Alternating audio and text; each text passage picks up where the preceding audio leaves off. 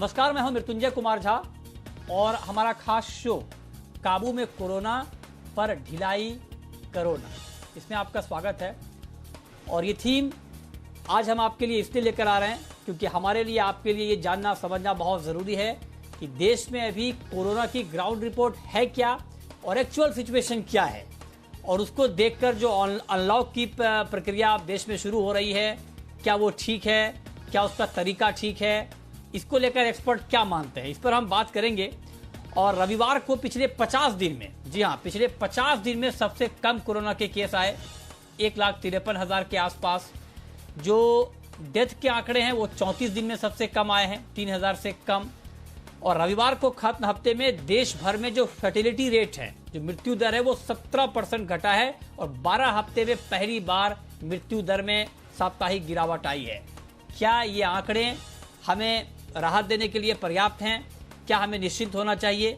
और अब जो अनलॉक की तरफ देश बढ़ रहा है, क्या ये ठीक दिशा में हम जा रहे हैं या कहीं जल्दबाजी तो नहीं हो रही है? क्योंकि पिछली बार हमने देखा था कि अनलॉक में लापरवाही बढ़ी थी, जिसकी वजह से देश कोरोना की दूसरी लहर की मार अब भी झेल रहा है।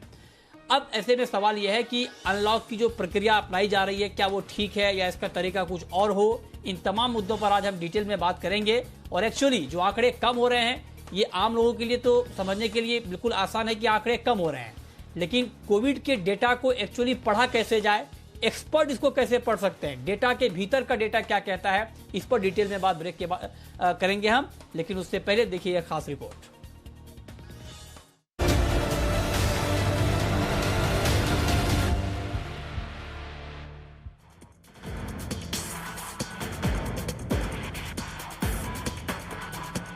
कोरोना के मामले कम हो रहे हैं और देश के सभी राज्य इकोनॉमी को धीरे धीरे खोलने की कोशिश कर रहे हैं। कोशिश है कि लोगों की जिंदगी फिर से पटरी पर आ जाए। देश की राजधानी दिल्ली में राज्य सरकार ने इसकी शुरुआत कर दी है। दिल्ली में कंस्ट्रक्शन और फैक्ट्रियों को दोबारा शुरू करने की मंजूरी मिल गई है। हालांकि दिल्ली के मुख्यमंत्री अरविंद केजरीवाल का कहना है कि हालात को देखते हुए ढील कम या ज्यादा की जाएगी। वहीं दूसरी तरफ महाराष्ट्र को कर्फ्यू से धीरे धीरे निकालने की बात राज्य सरकार ने की है। मुख्यमंत्री उद्धव ठाकरे ने जरूरी सेवाओं से जुड़ी दुकानों को खोलने की मियाद को बढ़ाकर 11 बजे से दोपहर 2 बजे तक का कर दिया है। वहीं जिन इलाकों में हालात काबू में हैं, वहां पर गैर जरूरी सेवाओं से जुड़ी दुकानें भी खुल सकती हैं। लेकिन राज्य सरकार ने ये फैसला नगर निगम पर छोड़ दिया है। हालांकि महाराष्ट्र में कर्फ्यू को 15 दिनों के लिए बढ़ाया गया है। दिल्ली और महाराष्ट्र के अलावा उत्तर प्रदेश, बिहार, झारखंड, राजस्थान, मध्य प्रदेश सरीखे तमाम राज्य कर्फ्यू में ढील देने पर विचार कर रहे हैं। वहीं अगर लॉकडाउन की मियाद को बढ़ाने की बात की जाए तो महाराष्ट्र ही नहीं, देश के सभी राज्यों ने इसे बढ़ाया है।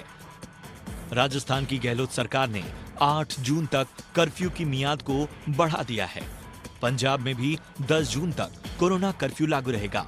हरियाणा में 7 जून, बिहार में 1 जून, झारखंड में 3 जून तक कोरोना कर्फ्यू लगा रहेगा। वहीं ओडिशा में 17 और पश्चिम बंगाल में 15 जून तक कोरोना कर्फ्यू जारी रहेगा।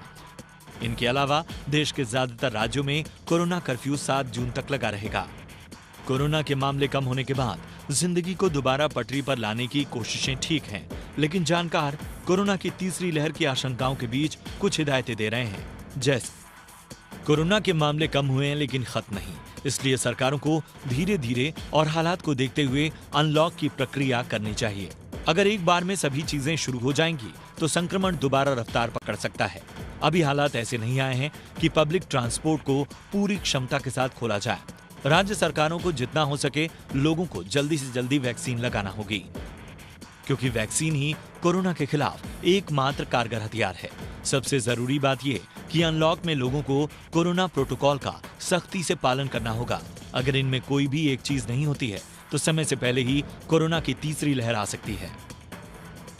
अगर दुनिया की बात करें तो अमेरिका, ब्रिटेन सरीखे दूसरे देशों ने पहले ज्यादा से ज्यादा लोगों को वैक्सीन लगाई, फिर अनलॉक की ओर बढ़े। लेकिन भारत में शायद ये संभव नहीं, क्योंकि देश वैक्सीन की भारी कमी से जूझ रहा है। इसलिए जिंदगी अनलॉक हो, लेकिन सावधानी के साथ, क्योंकि अब छोटी सी गलती एक बार फिर बड़ी मुसीबत को न्योता देने के लिए काफी है। ब्यूरो रिपोर्ट, जी मीडिया। और आज इस पर चर्चा के लिए हमारे साथ दो खास मेहमान हैं।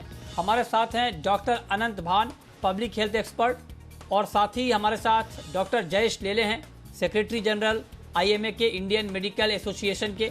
आप दोनों का बहुत बहुत स्वागत है। और मेरा सबसे पहला सवाल डॉक्टर भान आपसे होगा सर, क्योंकि आमतौर पे जब आंकड़े कम हो रहे हैं तो आम लोगों के लिए तो यही है, इसका मतलब कि 4 लाख से ऊपर चला गया था मामला, अब घट के 1.5 लाख के आसपास आ गया, मतलब कोरोना के आंकड़े कम हो रहे हैं।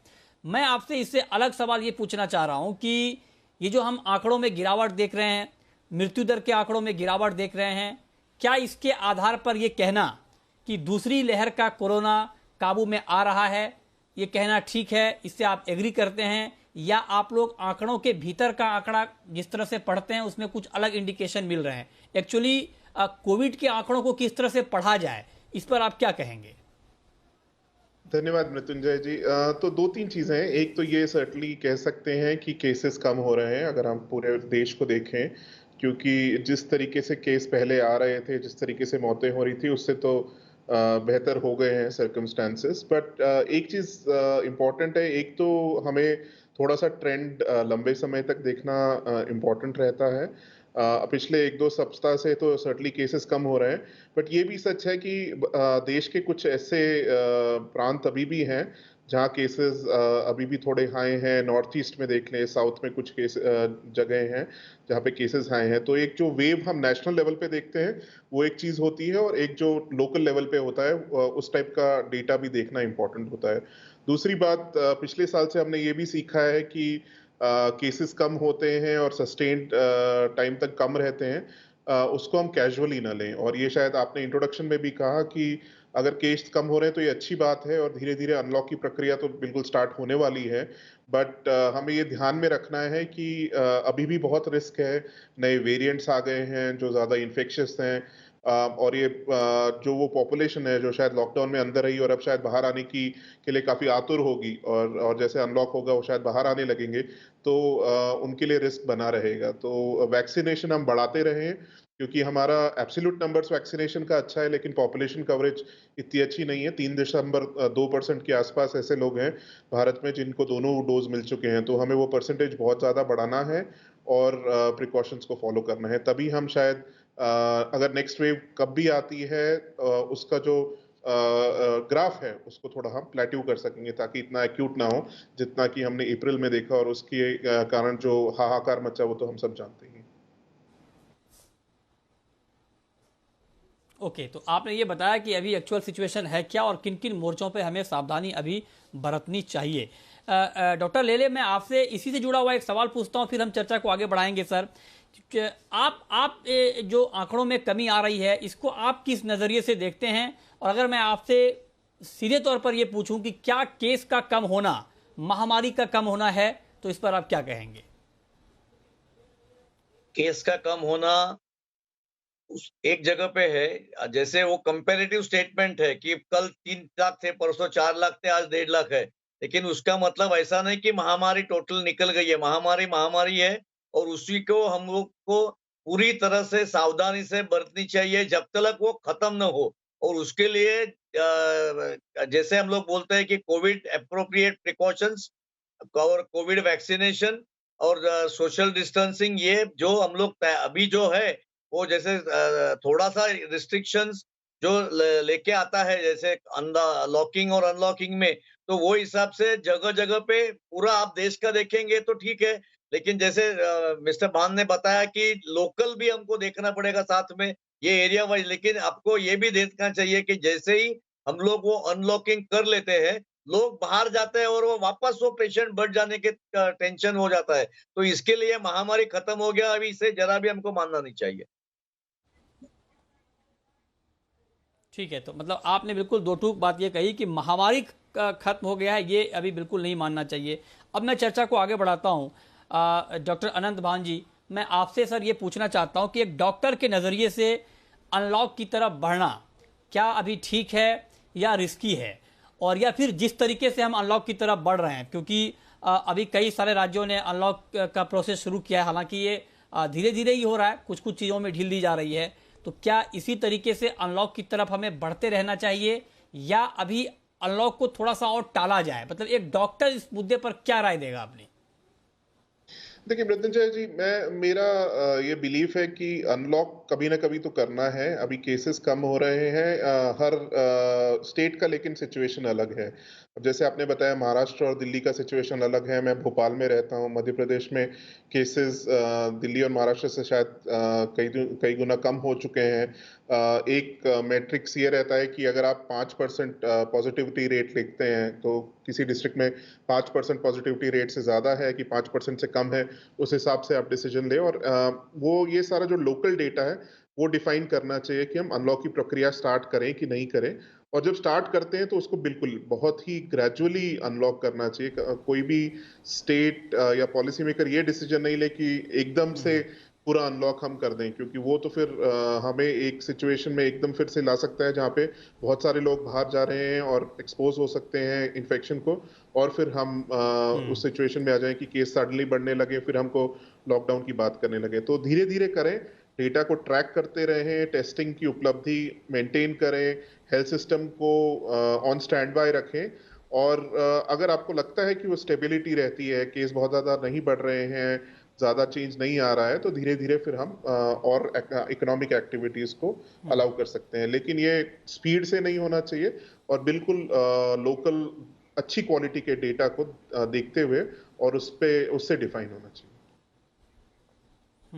ठीक है, ठीक है। तो मतलब ये आप कह रहे हैं, लेकिन अब जयेश लेले जी, मैं आपसे भी पूछूंगा सर कि आप जरा बताएं कि अनलॉक करने के लिए डेटा के अलावा और क्या क्या देखना चाहिए। अगर मैं आपसे पर्टिकुलरली मुंबई और दिल्ली के संदर्भ में पूछूं, मुंबई फाइनेंशियल कैपिटल है, उद्योग धंधे जुड़े हुए हैं, आर्थिक हालात भी बहुत ज़्यादा लोगों के ख़राब हुए हैं इस दौरान।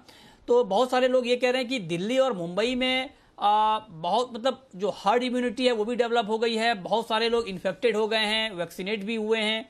तो क्या दिल्ली मुंबई में, मैं अगर इन दोनों जगहों के संदर्भ में आपसे पूछूं कि जिस तरह से अनलॉक की प्रक्रिया शुरू की गई है दिल्ली में भी और मुंबई में, क्या ये ठीक है या अभी जल्दबाजी हो गई इन दोनों जगहों पे? मुंबई और दिल्ली विथ रिस्ट्रिक्टेड मोबिलिटी, मतलब restricted mobility in the sense, जैसे फॉर एग्जांपल कल से मुंबई में आज जो 11 बजे दुकान बंद होने वाले थे उनको 2 बजे तक परमिशन दिया गया है, और बाद में उनको जाके 1 हफ्ते हाँ, के बाद में धीरे धीरे हाँ, देखा जाएगा। उसी के ऊपर 1 हफ्ते में नजर रखा जाएगा कि पेशेंट कितने बड़े हैं कितने नहीं बड़े हैं। तो ये जैसे डाटा के ऊपर हम लोग नजर रखते हैं, उसी हिसाब से वैसे ही दिल्ली में भी 1 हफ्ता लॉकआउट चालू है, लेकिन उन्होंने कंस्ट्रक्शन और जो इम्पोर्टेंट सेविंग इम्पोर्टेंट काम जो है उसको परमिशन दिया है। उसको परमिशन दिया आने से कारण चॉइस नहीं है, कुछ तो एक्टिविटी शुरू करना चाहिए। इसके लिए जैसे कंस्ट्रक्शन है, बिल्डिंग, उनको परमिशन दिया है। और रिस्ट्रिक्टेड उद्योग, क्योंकि उद्योग एकदम बंद करेंगे तो वो चालू होने को भी एक मोमेंट पकड़ने के लिए भी टाइम लगता है। तो वो देख के उन्होंने उस तरह से दिया है, और कंटिन्यूअसली उनका डाटा के ऊपर नजर रख के वो धीरे धीरे अनलॉक करना चाहिए, ना कि एकदम से अनलॉक करके जो खोल देंगे और इमीडिएटली देखेंगे कि 8 दिन में वापस पेशेंट बढ़ गए।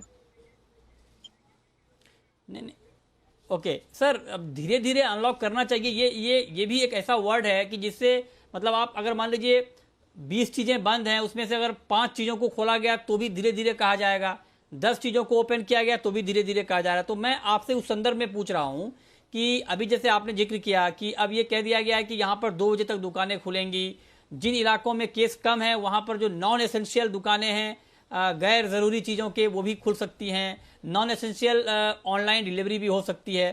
तो क्या इस तरह से अनलॉक करना ठीक है ना? मतलब मैं आपसे अगर एक डॉक्टर से ये पूछा जाए, सरकार आपकी राय लेनी चाहे कि क्या इस तरीके से ही हम अनलॉक करते जाएं, हर फेज में 2-3 नई चीज़ों को खोलते जाएं, तो ठीक है क्या ये प्रक्रिया? ले जी। ये बिल्कुल ठीक है, जैसे बॉम्बे में हो रहा है, क्योंकि जैसे धीरे धीरे अनलॉक हो जाएगा तो वो हिसाब से लोगों का मूवमेंट बढ़ेगा। थोड़ी से इसको उद्योग जिसको हम लोग बोलते हैं वो भी जरूरी है बढ़ना, तो दुकानें खुलना भी जरूरी है। तो वो हिसाब से उसके ऊपर जो बढ़ के काम चालू हो जाएगा, और वो हिसाब से some movement will increase, patient will increase. लेकिन जैसे सोच रहे हैं कि वैक्सीनेशन भी हमारे इधर जोर में है, तो फायदा होने वाला ही है। देयर इज अ पॉसिबिलिटी कि पॉकेट्स में हर्ड इम्यूनिटी दिख रही है काफी जगह पे। लोगों को एंटीबॉडीज अच्छी तरह से दिख रही है, वो भी टेस्टिंग जारी है। तो साइमल्टेनियसली आप एंटीबॉडीज भी टेस्टिंग करते रहो, ओके। जैसे सोसाइटीज में है। तो वो देख के बाद में आप अंदाजा लगाओ कि ये डाटा जो अवेलेबिलिटी है उसके हिसाब से अनलॉक कर सकते हैं। ओके, ठीक है। तो ये आपने कहा कि जिस तरह से अभी अनलॉक किया जा रहा है ये ठीक है और इसी तरीके से करना चाहिए, ना कि एक साथ सारी चीज़ों को अनलॉक कर देना चाहिए। अब डॉक्टर भान, मैं आपसे एक बात और पूछना चाहता हूं सर कि मतलब मैं आपसे अगर ये पूछूं कि बेस्ट इंडिकेटर क्या है ये मानने का कि महामारी घट रही है या बढ़ रही है, क्योंकि अब बहुत सारे लोग ये कह रहे हैं कि जैसे दिल्ली का एग्जांपल हम ले लें तो दिल्ली में एक वक्त में 30% से ज़्यादा पॉजिटिविटी रेट हो गई थी पीक पे, जो सेकेंड वेव का पीक था, अब वो घट के 2% से नीचे आ गया है। कुछ डॉक्टरों से मेरी बात हो रही थी, उनका कहना है कि दिल्ली में ऑलमोस्ट सारे लोग मतलब इम्यून हो गए हैं, बहुत सारे लोग इन्फेक्टेड हो गए हैं, वैक्सीनेटेड हो गए हैं, और हर फैमिली में कोई ना कोई इन्फेक्ट हुआ है तो इम्यूनिटी भी वहाँ पर डेवलप हो गई है। तो क्या ऐसे में ये माना जाए कि दिल्ली और मुंबई खास करके दो ऐसे शहर जहाँ पे बहुत ज़्यादा तबाही हमने देखी, क्या यहाँ पर अब री इन्फेक्शन के चांसेस, या अगर इसको थोड़ा और हार्ड वर्ड में कहें थर्ड वेव के चांसेस थोड़े ऐसे आपको कम दिख रहे हैं इंडिकेटर के हिसाब से, भान साहब? मृत्युंजय जी, देखिए बिल्कुल ये कुछ इंडिकेटर इंपॉर्टेंट होते हैं कि आपकी टेस्ट पॉजिटिविटी रेट क्या है, लेकिन उसके साथ साथ ये भी इंपॉर्टेंट है कि टेस्टिंग अच्छी तरीके से होती रहे। जिनको भी टेस्टिंग की जरूरत है उनको टेस्ट अवेलेबल होना चाहिए। अगर आप टेस्ट घटाएंगे तो फिर शायद आप कुछ चीजें मिस भी कर सकते हैं। दूसरी बात ये होती है कि आप सर्वेलेंस अपना कंटिन्यू कर रहे हैं, स्पेशली जीनोमिक सर्वेलेंस की जो हमने बात की है कि कौन से वेरिएंट्स हैं, किस टाइप का डिस्ट्रीब्यूशन है, ये वेरिएंट बाकी वेरिएंट से ज्यादा इन्फेक्शियस तो नहीं है, किस एरिया में ज्यादा वेरिएंट मिल रहे हैं, वो सब ट्रैकिंग इंपॉर्टेंट रहेगी। बट ओवरऑल तो यही लग रहा है कि सिचुएशन सर्टनली बहुत बेटर हुई है, दिल्ली मुंबई में भी बहुत बेहतर है और ये करेक्ट टाइम है अब धीरे धीरे अनलॉक की प्रक्रिया स्टार्ट करने का। लेकिन बड़ा वॉचफुल रहना इंपॉर्टेंट है। देखिए, ये जो थर्ड वेव है हो सकता आएगा, कब आएगा कहना मुश्किल है। बाकी देशों के एक्सपीरियंस क्लियरली बताता है कि होने की चांसेस हाई हैं, और उसमें ये एक भागीदारी री इन्फेक्शन की भी रह सकती है। और री इन्फेक्शन अब क्योंकि वेरिएंट्स चेंज होते हैं, नया वेरिएंट के पुरानी इम्यूनिटी पे कैसे इंटरेक्ट करता है, नया वेरिएंट कितना इन्फेक्शियस है, उसका इंपॉर्टेंस क्या रहता है। बट एक चीज जो हमें किसी भी नई वेव के इंटेंसिटी को एड्रेस करने में मदद कर सकती है वो है वैक्सीनेशन। इसीलिए मैंने जब पहले अपने कमेंट्स में भी यही कहा कि जो एक चीज हमें बिल्कुल बहुत एग्रेसिवली बढ़ानी है वो हमारी वैक्सीनेशन की जो रेट है वो बढ़ानी है। और जितने लोगों को हम वैक्सीनेट कर पाएंगे, चाहे उन्हें इन्फेक्शन पहले नेचुरल हुआ है कि नहीं, उतना शायद प्रोटेक्शन हमारा बेटर रहेगा। को डिटेल में बताने के लिए कि क्या वाकई कोरोना काबू में आ गया है और अब अनलॉक का वक्त आ गया है, इसी पर हम बात कर रहे हैं। और अब डॉक्टर जयेश लेले सर, मैं आपसे एक बात और पूछना चाहता हूं, समझना चाहता हूं पूरे देश के संदर्भ में कि जो आंकड़े हैं, इन आंकड़ों की जरा एक बार बात कर लें, दर्शकों के लिए भी जानना बहुत ज़रूरी है कि अब तक 21 करोड़ से ज़्यादा लोगों को वैक्सीन लग चुकी है देश में, और करीब करीब 2.25 करोड़ लोग इन्फेक्टेड हो गए हैं, उसमें से बहुत सारे लोग मेजोरिटी के लोग ठीक हुए हैं। इसके अलावा जो टेस्टिंग है वो 34 करोड़ से ज़्यादा हो गई है। महाराष्ट्र में 75 दिन के बाद पहली बार केस 50,000 के नीचे आ गया है। पूरे देश में केस 1.5 लाख के आसपास आ गया है, जो कि 4 लाख के ऊपर भी चला गया था सेकेंड वेव में। तमिलनाडु, कर्नाटक, केरल, महाराष्ट्र, आंध्र प्रदेश में कुल केस में से 66% जो केसेस हैं वो इन्हीं राज्यों से हैं। तो मैं आपसे समझना चाहता हूं सर कि ऐसे में क्या ये कहना ठीक है कि अलर्ट तो बिल्कुल रहना चाहिए, सतर्क रहना चाहिए, लेकिन अब उस तरह का खतरा नहीं है जो फर्स्ट वेव के बाद का खतरा बना हुआ था। अब अगर कहीं पर किसी पॉकेट में इन्फेक्शन दोबारा आता भी है तो उसकी रफ्तार धीमी होगी। क्या ये कहना ठीक है, या इसको लेकर अभी कुछ भी पुख्ता तौर पर कहना ठीक नहीं होगा? इस पर क्या कहेंगे सर आप? अभी आपने जो आंकड़े बताए वो स्टेट वाइज आंकड़े बताए, लेकिन डिस्ट्रिक्ट वाइज आप आंकड़े देखेंगे तो जैसे महाराष्ट्र में आपने बताया कि 50,000 से कम हो गया है। महाराष्ट्र के कम से कम 15 डिस्ट्रिक्ट अभी भी जास्ती पेशेंट्स दिखा रहे हैं कंपेयर टू मुंबई। तो वो हिसाब से मैं ऐसा बोलूंगा कि जैसे आपने डिस्ट्रिक्ट को चेक करना चाहिए, एक आध डिस्ट्रिक्ट में अगर पेशेंट बढ़ रहे हैं, और जैसे आपने तमिलनाडु वगैरह में दिखा है तो कितने स्टेट्स में, कितने डिस्ट्रिक्ट में, तो डिस्ट्रिक्ट्स जो देखना चाहिए, और इंटर डिस्ट्रिक्ट मूवमेंट और इंटर स्टेट मूवमेंट ये बहुत इंपॉर्टेंट है। इसमें तकलीफ खतरा बढ़ने का चांसेस बहुत जास्ती होता है, तो इसके ऊपर हमारी नजर होनी चाहिए। तो आज के तारीख में मैं ऐसे बताऊंगा कि ठीक है, पेशेंट कम हो रहे हैं, लेकिन खतरा अभी भी उतना ही है, क्योंकि आपको याद होगा कि जब भी पहली वेव हमारे थी तभी 98,000 थे, उससे आज के तारीख में हम जास्ती ही है। तभी लास्ट ईयर जो जून में हम लोग 98,000 तक क्लेम कर चुके पेशेंट आए थे, तो आज के तारीख में हमारे 1.5 लाख है। तो वो हिसाब से अभी भी पेशेंट काफी जास्ती है, पॉकेट में बढ़ गया, वो ऊपर नीचे हो गया, ऐसा मैं समझता हूँ। अच्छा, ठीक। ये सवाल आपसे पूछने का मकसद यही था कि आप इन आंकड़ों के भीतर का आंकड़ा बताएं। ये आपने बहुत सही कहा कि स्टेट वाइज आंकड़ा सिर्फ देखने से काम नहीं चलेगा। स्टेट में जो छोटे छोटे पॉकेट हैं, अलग अलग जिलों में क्या हालात हैं, उसको देखना, समझना और उसको काबू में लाना, ये बहुत ज़रूरी है। अब भान साहब, मैं आपसे अगर एक बात पूछूं सर कि मान लीजिए अभी अनलॉक की प्रक्रिया शुरू हुई है और इन आंकड़ों की बात और अनलॉक की बात हम एक साथ इसलिए कर रहे हैं क्योंकि आंकड़ों के आधार पे ही अनलॉक का डिसीजन हो रहा है, तो इसलिए दोनों को एक साथ समझना बहुत ज़रूरी है। अब जो बात अभी डॉक्टर लेले ने कही कि ये बहुत ज़रूरी है कि आप अलग अलग ज़िलों में अलग अलग पॉकेट के आंकड़ों को देखें, तो अगर आपसे पूछा जाए कि अभी के हालात में जो आंकड़े अभी आ रहे हैं सामने, जो रिपोर्ट हो रहे हैं, उसके आधार पर सर बहुत सारे लोग ये जानना चाहते हैं कि मॉल, मल्टीप्लेक्स और रेस्टोरेंट, क्या इसको अभी बहुत लंबे समय तक खोलने का विचार नहीं करना चाहिए, या अनलॉक की इस प्रक्रिया में अगले 1-2 फेज के बाद 15-20 दिन बाद इसको भी खोलने का विचार किया जा सकता है? आपकी राय इस पर क्या होगी? देखिए मृत्युंजय जी, समझ में आता है कि लोग उतावले हो सकते हैं, कई लोग जाना चाहते हैं, मॉल जाना चाहेंगे, मूवीज देखना चाहेंगे, वो सरप्राइजिंग नहीं है। बट हमें ये भी ध्यान में रखना है कि रिस्क कभी गया नहीं है। हमने पिछले करीब 15-20 मिनट से हम यही डिस्कस कर रहे हैं कि बिल्कुल अनलॉक हो और हम सब चाहेंगे कि केसेस कम रहे, बट कोरोना ने हमें 1.5 साल में ये सिखा दिया है कि हमें बहुत ही सतर्क रहने की जरूरत है। इसीलिए मेरे ख्याल से इन एक्टिविटीज को अभी प्रायोरिटाइज नहीं करें तो बेटर है। रेस्टोरेंट्स बिल्कुल होम डिलीवरी कर सकते हैं, आप पिकअप सर्विस रख सकते हैं, बट अभी इन डाइनिंग शायद स्टार्ट ना करें तो बेहतर ही रहेगा। सिमिलरली मॉल्स में भी, क्योंकि बहुत सारे लोग एक साथ आएंगे, स्पेशली वीकेंड्स पे आप देखते हैं बहुत लोग आते हैं, तो वो रिस्क बहुत रहेगा। मेरे ख्याल से वो रिस्क कभी लेने लायक नहीं। ठीक है, तो आप कह रहे हैं कि वो रिस्क अभी नहीं लेना चाहिए, मतलब मॉल, रेस्टोरेंट ये भी खोलने पर विचार नहीं करना चाहिए। आखिरी सवाल ले लीजिए मेरा आपसे ये होगा सर कि ये जो आंकड़ों में अचानक इतनी तेज गिरावट आई है, इसके पीछे बड़ी वजह आप क्या मानते हैं? क्या जो लॉकडाउन, अलग अलग तरह की सख्ती थी, ये एक बड़ी वजह है, या फिर वायरस का नेचर भी कुछ कमजोर पड़ा है? इस पर सर आप क्या कहेंगे, या वायरस भी कुछ कमजोर पड़ा है? ये दोनों चीज होता है, क्योंकि जैसे वायरस में म्यूटेशन आते रहता है, उसके वेरिएंट आते रहते हैं, तभी आफ्टर वो वायरस के फेज में आफ्टर सर्टेन पीरियड उसको वीक हो जाता है वायरस स्प्रेड होने के बाद में।